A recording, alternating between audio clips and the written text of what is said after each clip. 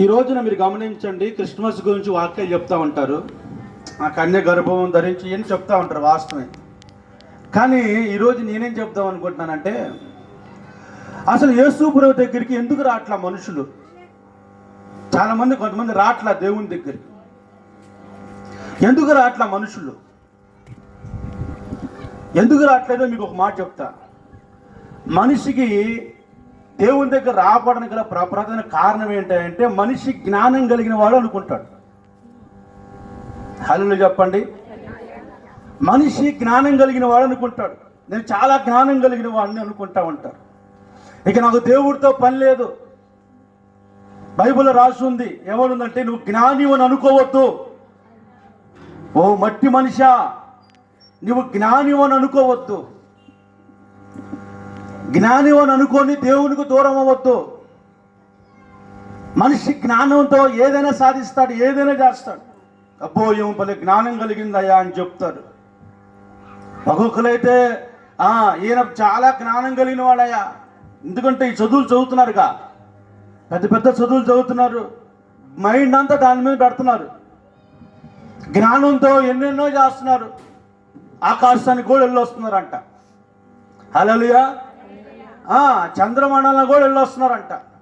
తప్పులేదు, ఆ జ్ఞానంతో వాళ్ళు వెళ్తున్నారు. కానీ ఎంత జ్ఞానం కలిగిన వాడైనా తన పాపాన్ని తీసేసుకోలేడు. చప్పట్లు కొడతారు ఒకసారి. హల్లెలూయా. నువ్వు ఎంత జ్ఞానమైనా కానీ నీ పాపాన్ని నువ్వు ఎంత జ్ఞానంతోనే తీసేసుకోలేవు.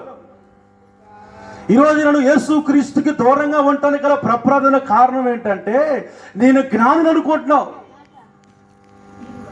యేసుక్రీస్తు గురించి రాయబడి ఉంది. ఏమని రాయబడి ఉందంటే, ఆయన తన ప్రజల పాపములన్నిటినీ తీసివేయడానికి వచ్చిన దేవుడు. కొట్టని చెప్పట్లు ఒకసారి. హల్లెలూయా, హల్లెలూయా. నువ్వు ఎంత జ్ఞానమే నీ పాపాన్ని తీసేసుకోలేవు. ఈరోజున ఈ సెమీ క్రిస్మస్ యేసుక్రీస్తు పుట్టుక ద్వారా, యేసుక్రీస్తు ఆయన యొక్క జన్మదిన సందర్భముగా ఈరోజు నువ్వు జ్ఞానమని మందిరానికి రాలేకపోతున్నావేమో, జ్ఞానమని దేవుణ్ణి ఆరాధించలేకపోతున్నావేమో, జ్ఞానమని దేవునికి దూరంగా బతుకుతున్నావేమో, జ్ఞానమని నీ ఇష్టానుసారంగా బతుకుతున్నావేమో. ఈరోజు నువ్వు ఎంత జ్ఞానమైనా సరే నీ పాపాన్ని తీసేసుకోలేవన్న సంగతి గ్రహించుకోవాలి. హల్లెలూయా. బైబిల్లో యేసు ప్రభు దగ్గరికి 3 జ్ఞానులు వచ్చారు. ఒక అతను బంగారం తెచ్చాడు, ఒక అతను సాంబ్రాణి తెచ్చాడు, ఒక అతను బోళిని తెచ్చాడు. ఈ 3 తీసుకొచ్చి యేసు ప్రభువుకు సమర్పించారంట. కొట్టని చెప్పట్లు ఒకసారి. హల్లెలూయా. సమర్పించి బంగారం తెచ్చిన ఆయన అంటున్నాడు, నువ్వు రాజు అని ఈ బంగారాన్ని నీకు సమర్పిస్తున్నానయ్యా అంటాడు. చిన్న పిల్లోడు యేసు ప్రభు అప్పుడే పుట్టాడు. ఆ జ్ఞానులు 2 సంవత్సరాలు నడిచారు. ఎక్కడి నుంచి అంటే, వాళ్ళు ఆ లేఖనాల ప్రకారంగా చూసుకుంటే ఇదిగో పలానాసాడు ఆయన జన్మించాడని 2 సంవత్సరాలు నడిచారు.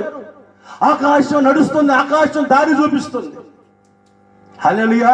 ఈ ఆకాశంలో నుంచి వాళ్ళు వెళ్ళటానికి రాత్రిపూట నక్షత్రం కనిపించింది.